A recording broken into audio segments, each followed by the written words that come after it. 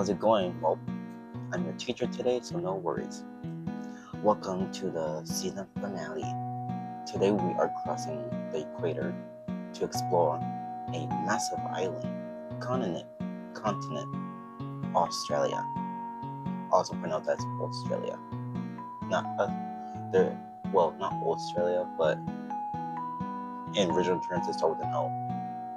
So please, for the Americans, stop saying it wrong, because my Australian teacher taught me English and I have learned the accent by default, and I'm planning to live there, so please say it correctly.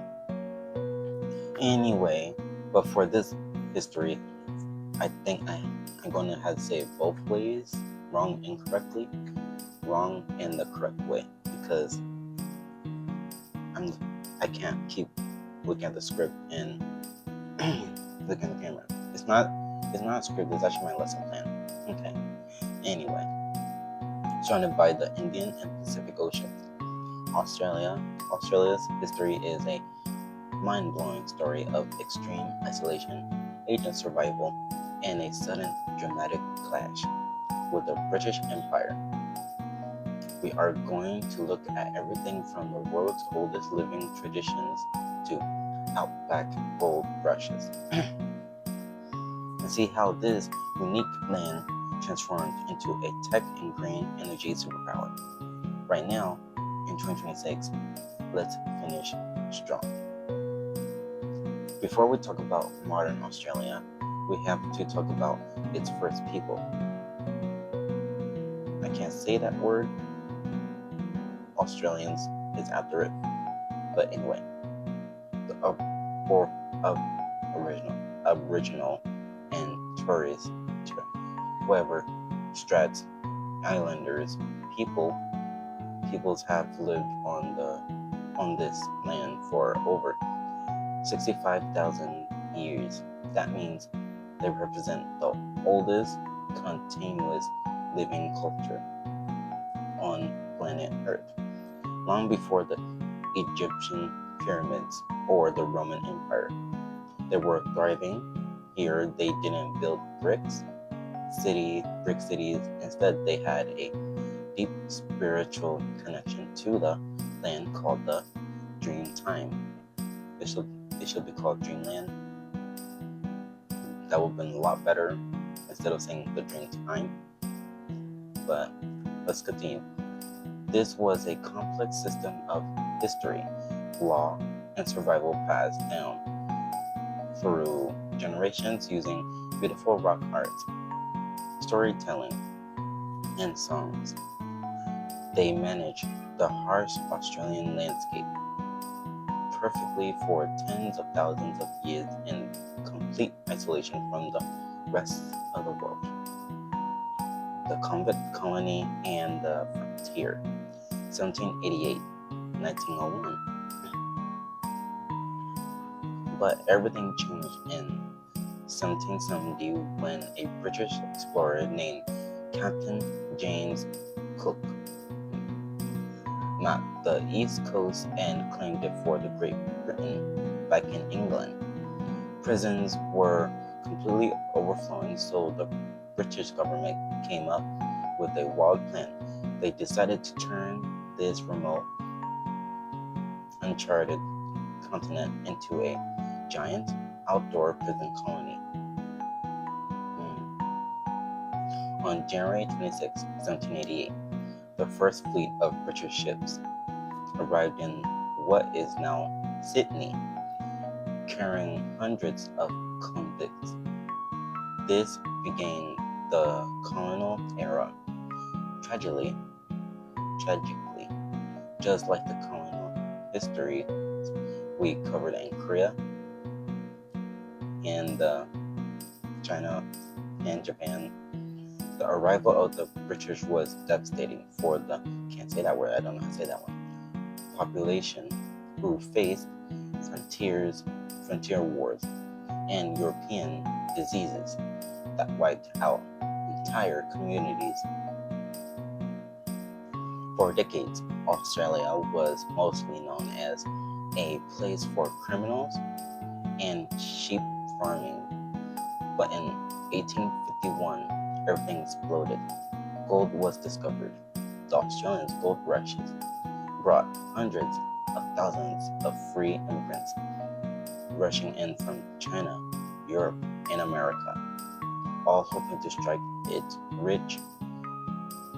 This massive population boom flooded the country with wealth, built beautiful modern cities like Melbourne, and sparked a fierce spirit of democracy and rebellion among the working people. Which, before I continue, this is where we come in hand. For the Americans, we're different, but in Australia, we're not. My teacher is from the southern side of Australia. I'm from the eastern side of Australia. So, it's technically like not bad to me. We're Asians, obviously, from two different Asian countries. He's from Thailand and I'm from China, but he's from the southern side of Australia, which I believe is Melbourne and Victoria, while mine is Queensland, Australia, Brisbane. So, nice. The more you know. The birth of a nation in global conflict, 1901 to 1990s. By the end of the 1800s, the separate British colonies on the continent realized they were stronger together. On January 1st, 1901, they officially united to create a single independent country, the Commonwealth of Australia. Even though Australia was now independent, it remained fiercely loyal to the British Empire. I don't know why, but I had to.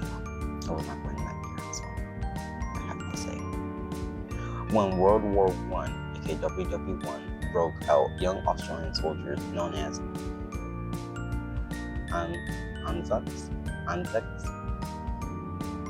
Again, I was not born in that year, so I don't know how to pronounce that. Fought bravely halfway across the world in places like Gallipoli. Yes, not Gallipoli. These shared sacrifices forged the Anzac legend, a cultural spirit of mateships. There's no S at the end, my bad, mateship. And courage that defines Australian identity today. During WW2, also known as World War II, Australia faced a direct threat from Imperial Japan, which even bombed the northern city of Darwin. This danger caused Australia to form a tight, permanent military alliance with the US. After the war, Australia launched a massive immigration program, welcoming millions of people from all over Europe and Asia. This transformed Australia from a strictly British outpost into one of the most vibrant multi-nationality. I can't say that other word. Multicultural societies in the world. The green tech frontier of 2026. So how does this incredible journey from ancient land to colony shape of Australia right now in 2026? First, let's talk about the global economy and climate. For over a century, Australia got rich by digging up coal and iron ore, or can't say that one. But right now in 2026, Australia is leading a massive global shift as a renewable energy superpower because they have vast sunny deserts and windy coastlines. They are dominating the world in solar energy, wind power, and exporting green hydrogen tech.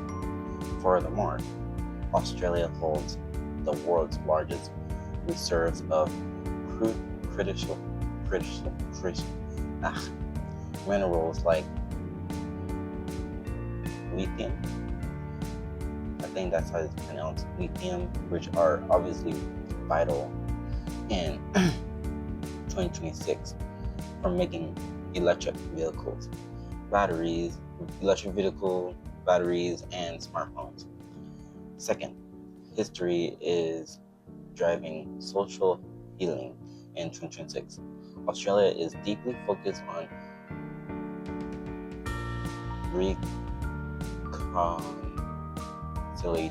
reconciliation with its, I can't say that word, peoples, ensuring that ancient Aboriginal land management techniques like controlled cultural burning are being interrogated with modern science to prevent devastating outback wildfires.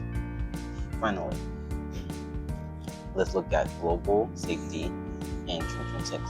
Because of its strategic position in the Indo-Pacific, Australia is a critical geopolitical.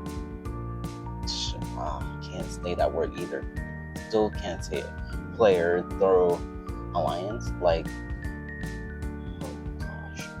AUKUS.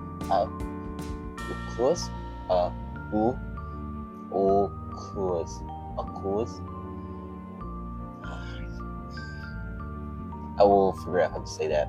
Australia is building advanced nuclear-powered submarines to maintain peace and balance power in the region.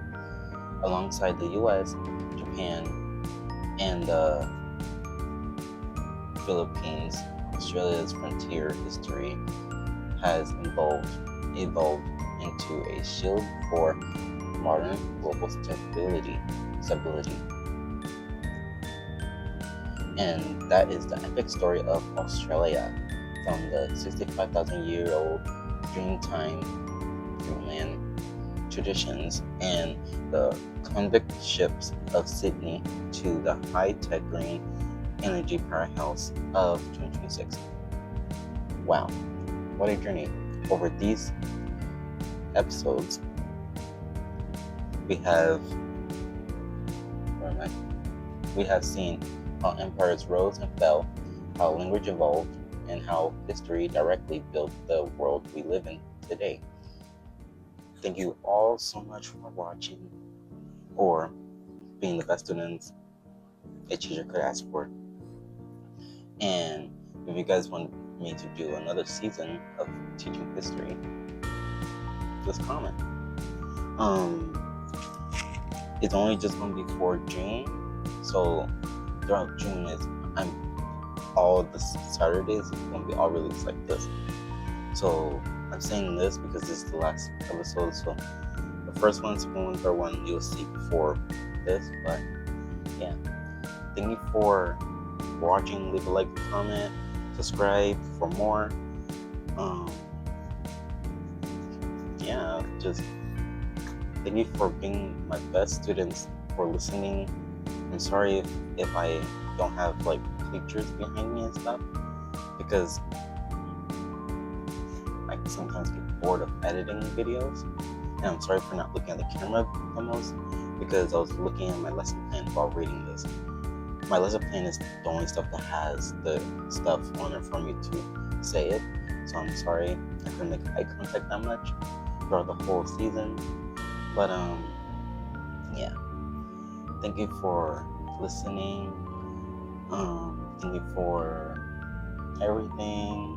And I hope I see you guys soon. And well, yesterday was my comeback, so but I will be performing again.